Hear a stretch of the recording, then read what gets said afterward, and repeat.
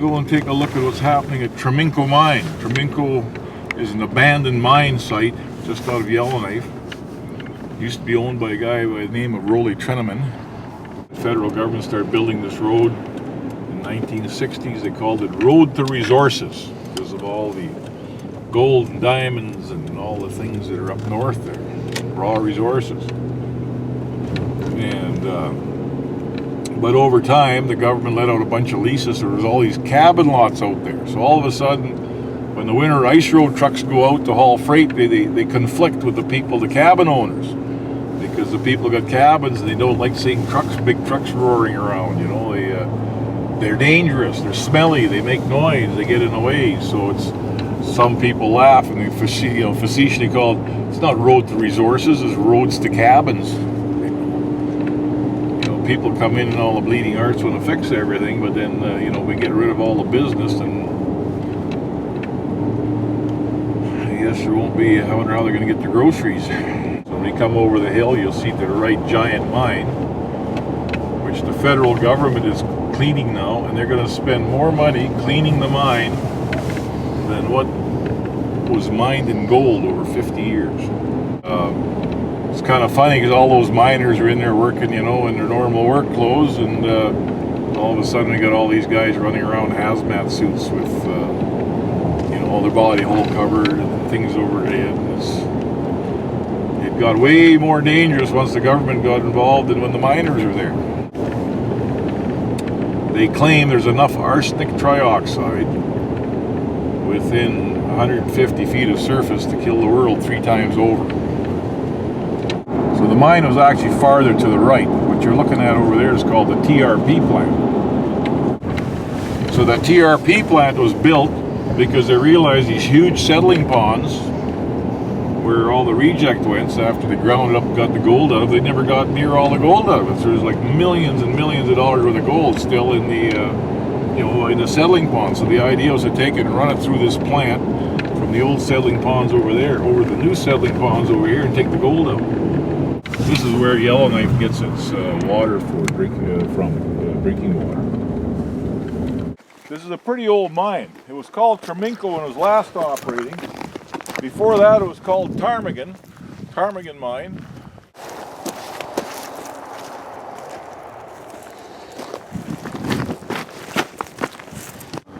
Get to the chopper!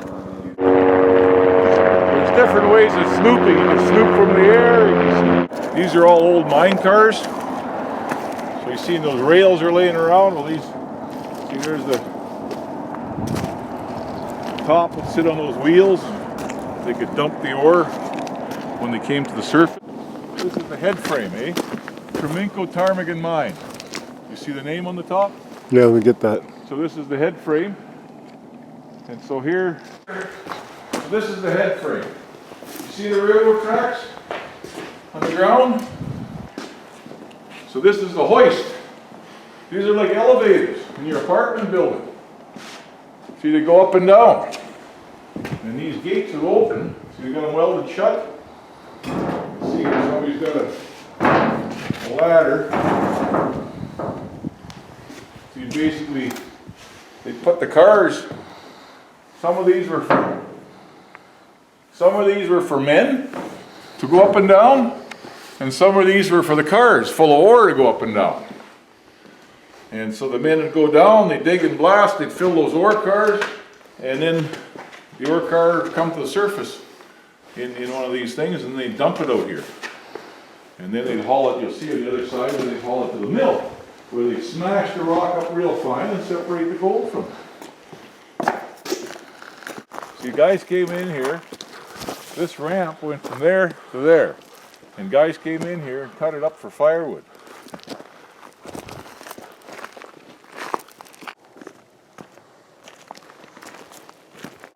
That's a pretty big tank there,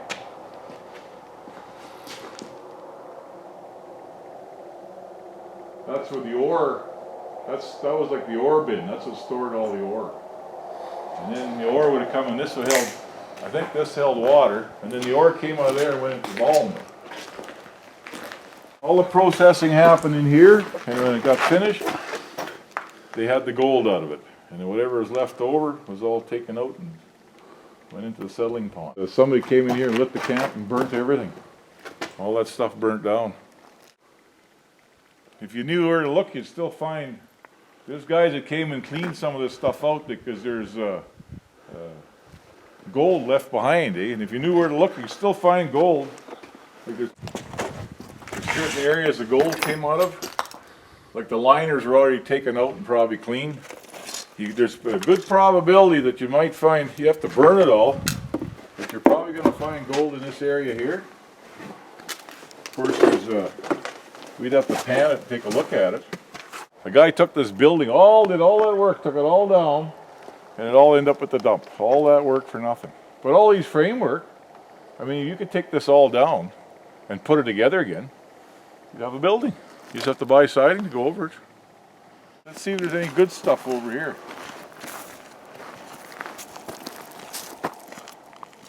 These are called core boxes, and it's illegal to touch them. And they're all racked.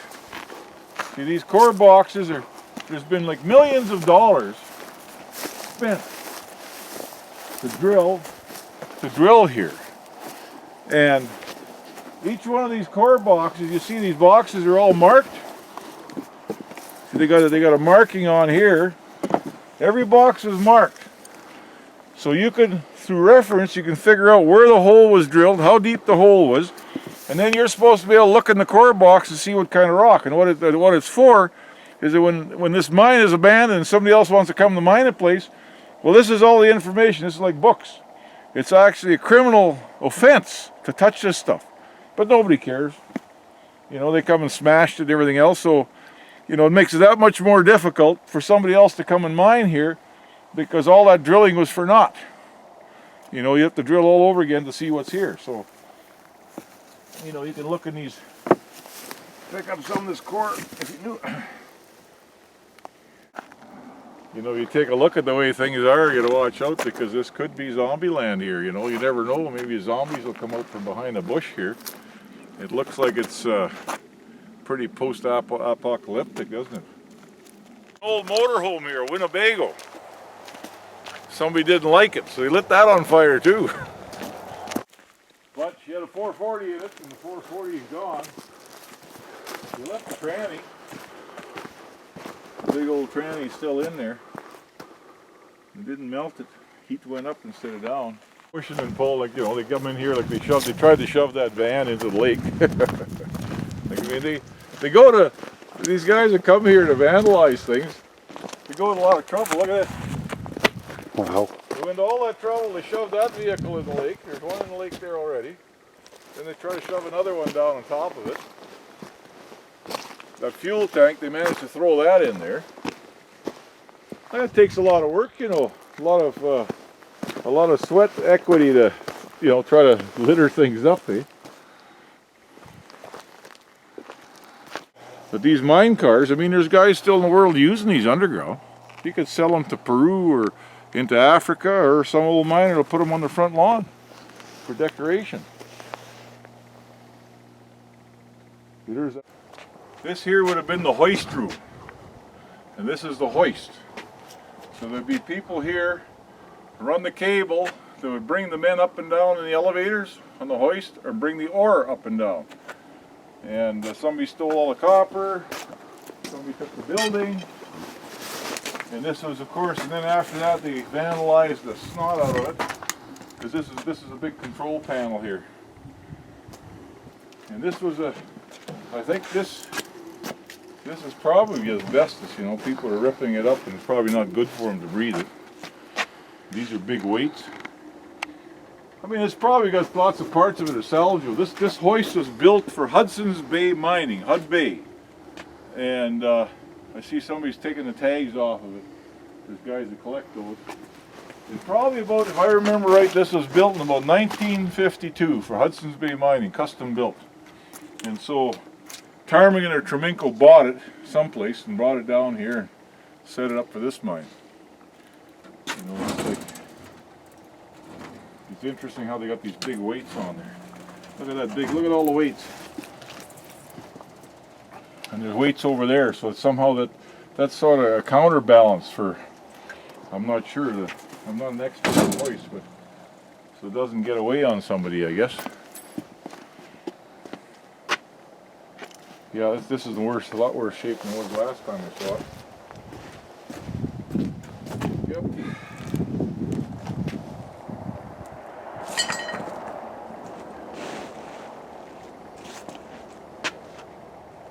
Is this a bunch of copper here, or what they leave behind?